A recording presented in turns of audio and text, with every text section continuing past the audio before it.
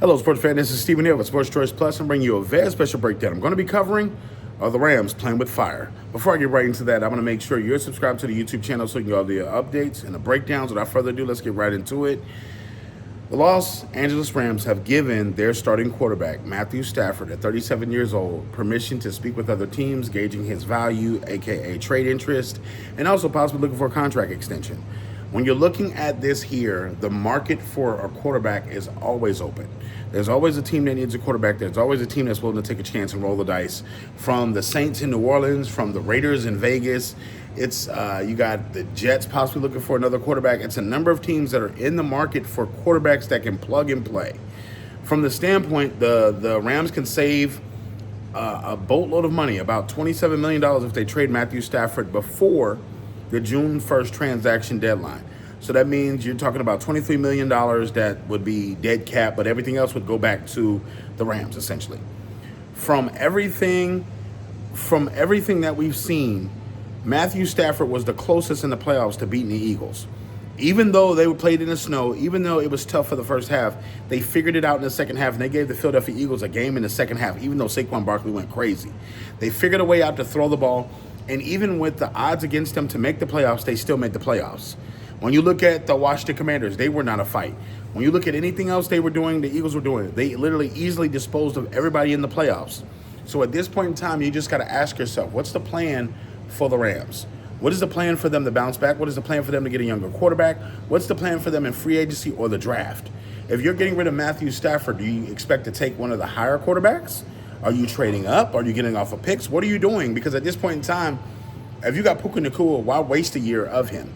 If you're not going to have a quarterback that you like, or you're not going to have a quarterback that you want on your team, what are we talking about?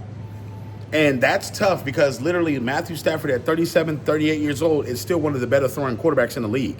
He was taken number one overall ages ago, and he's still playing in 2025.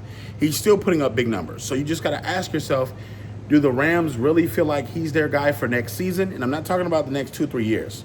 So from this standpoint, the Rams really have to ask themselves, are they playing with fire, or are they okay with this? Because if you play with fire, what happens? Do you clean house? You know, if he had better blocking in that game against the Eagles, he could have put up more points. You got to think the Rams made the playoffs and did all they did, even though they had less than average blocking. And this is throughout the season. He took injuries. He was hurt. He was in and out the lineup as far as starting and finishing games, but he was still able to make sure that they were able to be a playoff team. Now, Sean McVay is a great coach. He can call plays, but we've seen when Matthew Stafford doesn't play, it's not the same level of quarterback that plays at that position. So you just got to ask yourself, next season, do you look for a Rams team without Matthew Stafford being successful? The answer is hell no. Hell no. There's not a guy that's going to stand in the pocket to take that kind of punishment, that's able to make those throws to Puka Nacua and then make him being a quarterback makes them have to respect the run. Because Matthew Stafford can throw the ball all over the place. Having a running back that can run essentially with him makes it even that much more deadly for that offense. So him pairing with somebody else running the football and them actually getting another wide receiver makes more sense. But if they don't want to take a stopgap, they don't want to take a guy that's going to help them move forward, then it's tough. But I think the Rams are silly by letting him do this.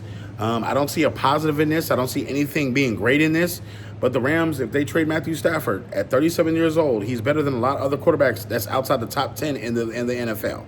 Outside of the top 10 quarterbacks, I think Matthew Stafford's in that 11, 12, 13 category, having won a Super Bowl, having a cannon for an arm, being able to make the throws. Those are the requirements.